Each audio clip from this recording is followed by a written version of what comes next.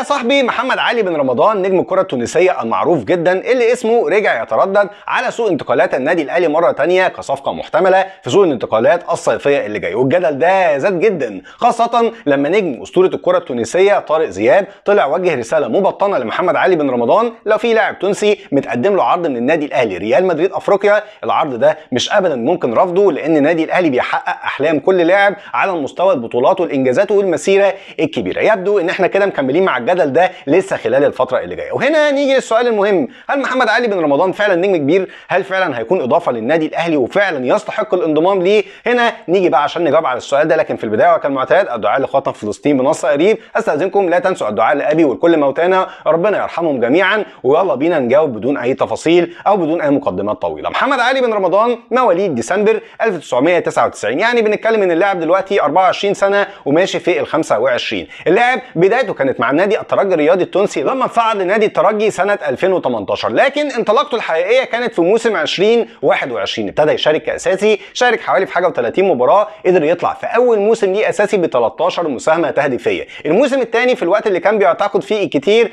ان محمد علي مجرد فقاعه هتبتدي تهدى مرة ثانية، قدر ان هو يحافظ على نفس عدد المباريات ونفس سجل المساهمة التهديفية ب 12 مساهمة طوال موسم كامل، عشان في آخر مواسمه الموسم اللي فات مع نادي الترجي موسم 22 23 يكون صاحب اعلى معدل اسهامات داخل الفريق ب 15 مساهمه، سجل 14 هدف وصنع هدف من اجمالي 35 مباراه شارك فيهم، عشان في النهايه محمد علي يرفض ان هو يجدد عقده مع نادي الترجي وياخد خطوه مهمه جدا في مسيرته. كان البعض بيعتقد انها خطوه لتوهجه، لكن كانت على العكس تماما مع نادي فرانك فاروش المجري اللي اختار ان هو يكون معاه رغم الراتب اللي اقل بكتير جدا من اللي عرضه عليه النادي الاهلي سابقا، ده لان اللاعب كان عنده حلم ان هو يشارك في بطوله اوروبيه، وده فعلا اللي حققه لما كان اساسي مع فريقه في بطوله دوري المؤتمرات الاوروبي. وده معناه ايه قبل ما نروح لاول اسئلتنا اللي هنجاوب عنها؟ ان محمد علي بن رمضان اولا لاعب مش لاعب الوان وندر سيزون، لاعب بيحافظ على مستواه بشكل كويس، ما كانش مجرد فقاعه او نجم وهمي في نادي الترجي الرياضي التونسي، قاعد محافظ على مستواه لمده 3 مواسم مع نادي الترجي، وده اللي رشحه ان هو ينتقل لنادي كبير. في نفس الوقت والنقطه اللي دايما بتقلق من اي لاعب ينضم للنادي الاهلي بالنسبه للجمهور هو ان اللاعب ده هل هيتحمل ضغوطات جماهير النادي الاهلي والتيشيرت التقيل قوي بتاعه ولا لا؟ واقدر اقول لك ان محمد علي من خلال 3 مواسم كان هو فيهم النجم الاول بالنسبه لنادي الترجي، النادي اللي بيملك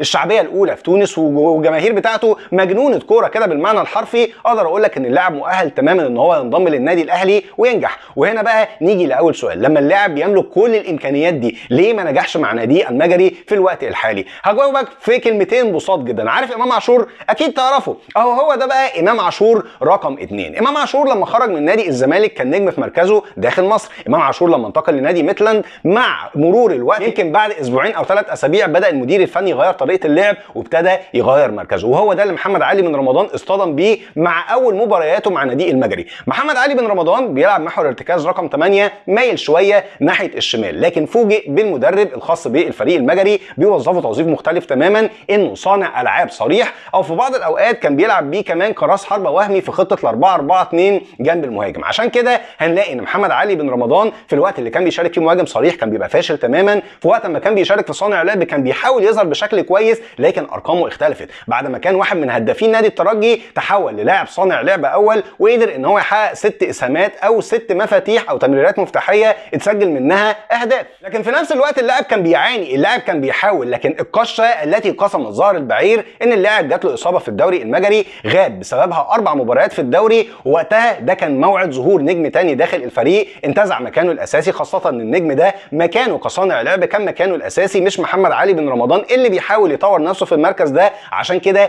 اختفى تماما محمد علي بن رمضان من حسابات المدير الفني للفريق المجري، وبالتالي ابتدى يدور على طريقه للخروج من النادي مره ثانيه، وابرزها طبعا النادي الاهلي اللي كان عايز يضمه في سوق الانتقالات اللي فات. يبقى جميل، احنا بنتكلم عن لاعب ناجح في كل المواصفات والامكانيات، عن لاعب طريقه ممهد للانتقال للنادي الاهلي. وهنا بقى نيجي للسؤال الاهم، هل النادي الاهلي محتاج فعلا محمد علي بن رمضان؟ هنا هرد عليك باجابه واحده بس، فكر معايا كده ايه التشكيل المثالي لمحمد علي بن رمضان وتواجده مع النادي الاهلي في خط النص؟ طبعا كلنا هنقول على طول مروان عطيه قدامه 2، امام عاشور محور ارتكاز زي ما بيلعب مع النادي الاهلي 8 مايل على الطرف اليمين، وكمان محمد علي بن رمضان مايل على الطرف الشمال. وهنا اقدر اقول لك ان الاجابه كده بسم الله الرحمن الرحيم غلط بالنسبه لامام عاشور وبالنسبه لمحمد علي بن رمضان. امام في المواقف اللي توظف فيها خلال الموسم ده كمحور ارتكاز على الجانب اليمين فشل وما ظهرش ب 50% من امكانياته، ومحمد علي بن رمضان بالمس زي امام عاشور عاشور لما بيتوظف في مكان مختلف ما بيظهرش بكامل امكانياته. اذا انت عشان تلاعب محمد علي بن رمضان في مكانه الصحيح كصفقه جديده لازم تجيبه محور ارتكاز على الطرف الشمال وامام عاشور على الطرف اليمين، وده معناه ان انت فقدت 50% من امكانيات الاثنين. طيب الاجابه دي توصلنا لايه؟ ان انت عشان تجيب محمد علي بن رمضان ده، لو حد متابع اللاعب وعارف مركزه وازاي هيستغله صح داخل النادي الاهلي،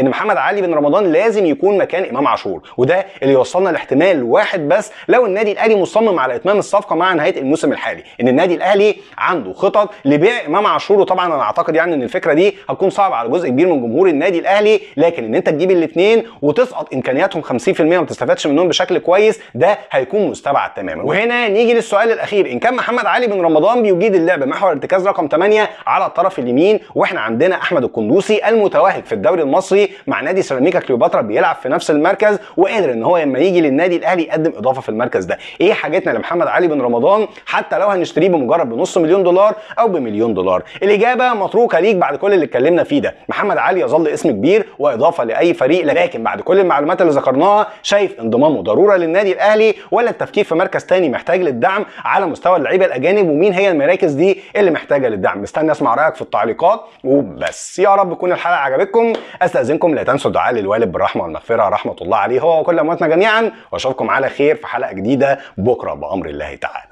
شكرا ليكم ودمتم بخير، والسلام عليكم ورحمه الله.